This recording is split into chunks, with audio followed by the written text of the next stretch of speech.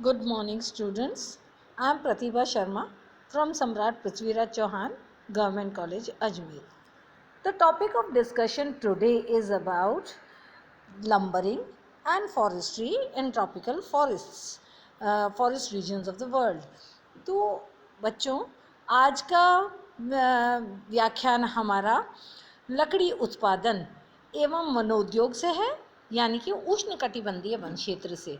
तो इसमें स्लाइड में दिए गए मानचित्र में स्पष्टतः उष्णकटिबंधीय वन क्षेत्रों का अंकन किया गया है। साथ ही साथ में यहाँ जो विशिष्ट प्रकार के वृक्ष पाए जाते हैं उनके क्षेत्रों का भी अंकन सुस्पष्ट रूप से दिया गया है। So in this map the map exhibits the type of forests, the type of trees that are found in the tropical zones of the world. Basically, there are three types of trees which are specifically of commercial importance in the tropical zone, and they are mahogany, cedar and teak. तो वाणिज्यिक दृष्टि से जो महत्वपूर्ण वृक्ष इस उष्णकटिबंधीय क्षेत्र के हैं उनमें महोगनी, सेडार तथा सागवान के वृक्ष के विशेष महत्व है। अब हम चलते हैं उष्णकटिबंधीय लकड़ी उत्पादन के विषय में कि क्या इनकी विशिष्टताएं हैं। Now will talk about the specific features of lumbering and forestry in the tropical region. सामान्यतः कठोर लकड़ी किस्म के वन यहाँ पर देखने को मिलते हैं तथा वृक्ष की उपज की बहुतायत भी यहाँ पर देखने को मिलती है। So basically in the tropical zones the wood of the trees is very hard as well as very dense vegetation occur in these zones. अब वाणिज्यिक लकड़ी उत्पादन महासागरीय तट के सहारे, नदियों के निकट अथवा घने आबाद पर्वतीय क्षेत्रों में देखने को मिलती है। So the wood that of the commercial importance in the tropical zone chiefly occur along the coast of along the oceanic coast as well as along the rivers and densely populated areas, mountainous areas. अगला बिंदु mahogany, cedar तथा teak यहाँ की प्रमुख वाणिज्यिक किस्में हैं।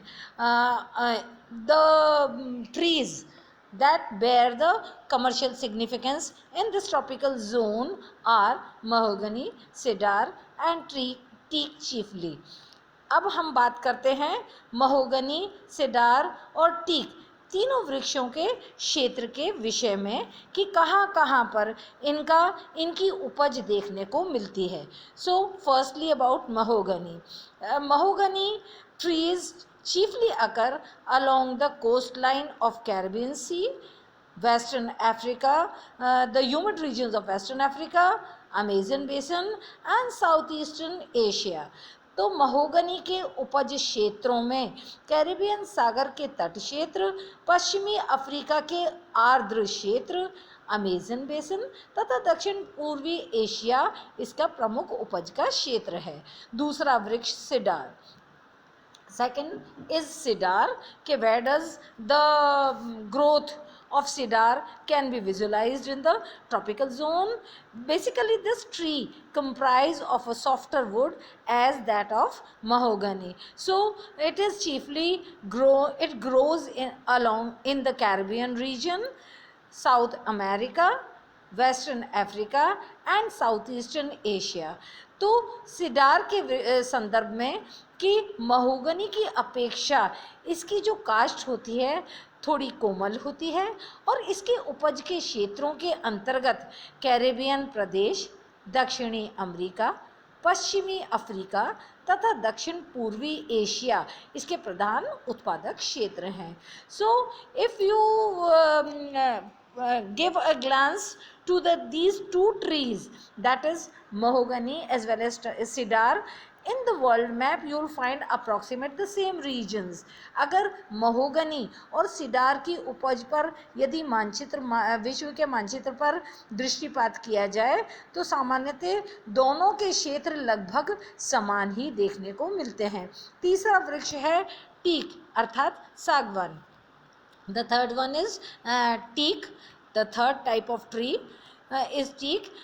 The wood, the timber of this tree has the greater economic significance, and this type of tree flourishes chiefly in Myanmar, Thailand, Cambodia and Vietnam. और ये सागवान का जो वृक्ष है सामान्यतः इसकी जो काष्ठ है इन उपरोक्त दो वृक्ष सिडार और महोगनी की अपेक्षा बहुत ही ज़्यादा महत्वपूर्ण है, आर्थिक दृष्टि से महत्वपूर्ण है, तथा इसका विस्तार म्यांमार, थाईलैंड, कंबोडिया और वियतनाम में सामान्यतः देखने को मिलता है. The would is chiefly use for the manufacturing of the it is use for manufacturing of ships. और इसके जो लकड़ी का विशेष महत्व है वो जलयान निर्माण में ज़्यादा है. इसका अगला जो उष्णकटिबंधीय क्षेत्र के जो वन हैं उनकी जो अगली विशेषता है लकड़ी काटने और वनोद्योग से वो ये है कि यहाँ पर वृक्षों की कटाई सामान्यतः शुष्क काल में की जाती है और कटे हुए लट्ठों एवं लकड़ियों का परिवहन वर्षा ऋतु में देखने को मिलता है. The peculiarity of this forested region of tropical zone is this, that the wood of the trees that is fallen down is the cutting of the trees takes place during the dry season, whereas the transportation of these logs is takes place during the rainy season. फिर दक्षिण पूर्वी Asia में साल्वीन, मेनाम व Mekong नदियों के मुहाने स्थित पत्तनों से काष्ठ का निर्यात किया जाता है. The wood that is fallen down from these trees is transported through the ports that are located at the coast of Salween, Menam and Mekong rivers. उष्णकटिबंधीय वनोद्योग विकास में बाधाएं. यदि देखा जाए तो शीतोष्ण कटिबंध की अपेक्षा उष्णकटिबंधीय वन क्षेत्र में जो वनोद्योग या लकड़ी काटने का कार्य है उसमें अनेकों बाधाएं देखने को मिलती हैं. Number of setbacks and hindrances can be visualised in the lumbering and forestry in the tropical zone. उसको हम बिंदुगत कर लेते हैं. पहला बिंदु, छोटे क्षेत्र में वानस्पतिक विविधता देखने को मिलती है, अतः विशिष्ट वाणिज्यिक किस्म का दोहन खर्चीला हो जाता है. These forests are densely vegetated by a wide variety of vegetation, that is, along with the trees, climbers, herbs, shrubs they grow densely in these areas. Therefore, the lumbering of the specific trees becomes very difficult in this area. वनों में दलदली भूमि के कारण वृक्षों की कटाई एक दुष्कर कार्य है. Besides these forests, in these forests a number of marshes, swamps can be visualized, because of which lumbering becomes very difficult to venture. वनों में वैज्ञानिक प्रबंधन का अभाव है. इन वन क्षेत्रों में वैज्ञानिक प्रबंधन इसलिए भी अभाव देखने को मिलता है, एक तो प्राकृतिक दशाएं ही थोड़ी विकट हैं. So the scientific management of lumbering and forestry in this zone is very deficit because of a number of hindrances in the region. वनों से प्राप्त काष्ठ कठोर एवं भारी होती है जिसका हाथियों द्वारा परिवहन होता है. तो परिवहन का कार्य क्योंकि हाथियों द्वारा आता है, ट्रैक्टर इत्यादि के द्वारा न होने के कारण से सामान्यतः धीमी गति से संपादित हो पाता है. The logs, the trunk, the wood, the trees bear very heavy trunks. Therefore, the transportation cannot be done by means of machines, rather it is done by means of elephants. So, the transportation process is generally very slow. क्षेत्र में rail परिवहन अविकसित है. One of the most important thing is this, because these forests are densely vegetated, therefore they are not in these areas the rail transportation could not be developed. सस्ती जल विद्युत शक्ति का अपूर्ण विकास. This is one of the setback of this area, that the area deficit in swift flowing rivers and the rugged terrain, therefore the generation of the electricity could not be developed in these areas. In one क्षेत्रों में हस्त श्रम का उपयोग. एक बात और, क्योंकि सघन वन है, मशीनों का उपयोग नहीं हो पाता है, इसीलिए मनुष्य श्रम का उपयोग लकड़ी काटने इत्यादि में किया जाता है.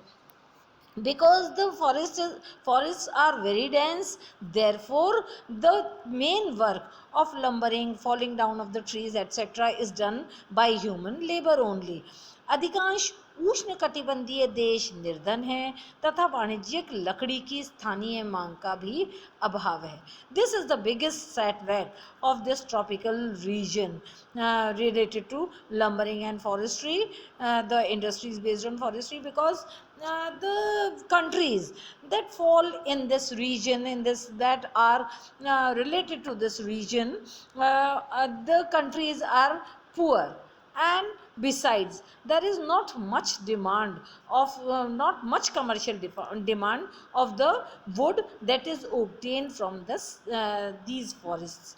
उपरोक्त कारणों से लकड़ी काटने का उद्योग अनेक कठिनाइयों से ग्रसित एवं अत्यधिक व्ययपूर्ण है. because of these points mentioned, because of these number of hindrances in the region has to face a number of difficulties related to lumbering and the industrial work, and besides the lumbering and forestry in these regions is very expensive. So we have so on the whole you can say that the lumbering that is done in the temperate zone is of more significance, is more cheaper as compared to the lumbering that is done in the tropical zone.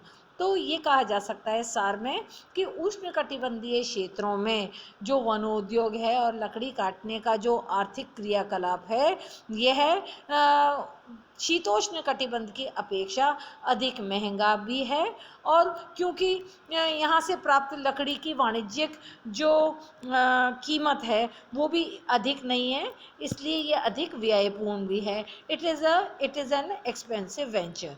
Thank you.